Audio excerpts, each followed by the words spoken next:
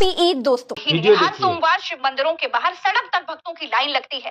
मुसलमानों को कोई प्रॉब्लम नहीं होती। बड़े मंदिरों के बाहर मेले लगते हैं, सड़कों पर महीनों भर तक दुकानें लगती हैं, रोड बंद कर दी जाती है। मुसलमानों को कोई प्रॉब्लम नहीं होती। दुर्गा पंडाल पार्कों और सड़कों को ब्लॉक करके लगाए जाते हैं। मुसलमानों को कोई प्रॉब्लम नहीं होती। गणेश उत्सव में विसर्जन पर 2-2 दिनों तक सड़कें बाधित रहती हैं। किसी मुसलमान को कोई प्रॉब्लम नहीं होती।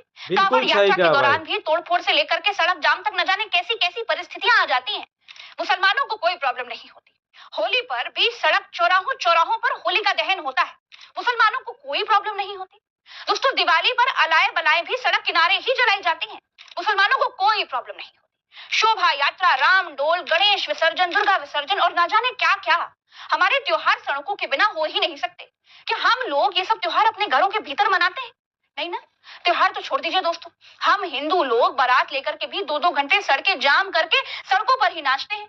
लेकिन किसी मुसलमान, किसी मौलाना ने आज तक ये नहीं कहा कि आप बारात घर के भीतर ही नाचिए। होलिका दहन करना है तो अपने घर के भीतर करिए। इस देश में 20% आबादी वाले मुसलमानों को 80% आबादी वाले हिंदुओं के त्योहारों से कोई दिक्कत नहीं है। लेकिन 80% हिंदुओं को बरगलाने वाले, उनको भड़काने वाले संगठनों को मुसलमानों की ईद से भी दिक्कत है। दोस्तों, मुसलमान रोज सड़क पर नमाज नहीं अदा करता है। हर शुक्रवार सड़क पर नहीं बैठ जाता है। ईद वाले दिन कहीं कहीं नमाज अदा करने वाले सड़क तक आ जाते हैं और साल में एक दिन सड़क तक आ जाने का कारण है। लेकिन रोज सारे मुसलमान नमाज अदा नहीं करते, या फिर यूं कहें कि मस्जिद आकर के नमाज अदा नहीं। वीडियो शेयर करना भाई, शेयर करना। सलात अल ईद ईदुल फितर की नमाज के लिए बच्चे, बूढ़े, जवान सब ईदगाह में आकर के नमाज अदा करते हैं। बिल्कुल वैसे ही जैसे हर त्योहार में हम भी अपने मंदिर जाते हैं। जो नमाजियों की संख्या जब अपने आप बढ़ जाती है तो भीड़ सड़क तक आ जाती है। क्या हम हिंदुओं का हाजमा नफरत की राजनीति के चलते इतना कमजोर हो चुका है कि एक दिन में 1-2 घंटों का मुसलमानों का त्योहार हम हजम नहीं कर पाते?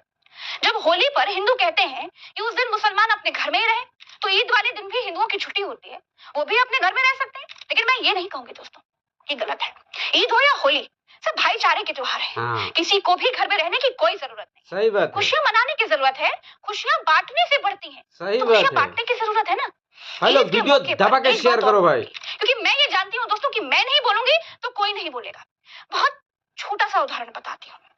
भारत के संविधान में लिखा है कि भारत की सरकार को जाति धर्म का भेदभाव किए बिना काम करना है। अगर ऐसा नहीं किया गया तो ये संविधान का अपमान है। लेकिन आप सरकारों का नंगा नाच देखिए। काशी कॉरिडोर बना, बताया गया कि श्रद्धालु नहीं आ पा रहे हैं, बड़े स्पेस और भव्यता की जरूरत थी, अच्छी बात है। राम मंदिर भव्य बना, अच्छी बात है। योगी आदित्यनाथ हर मंदिर को भव्य बनाने की बात करते हैं, सुनकर बड़ा अच्छा लगता है।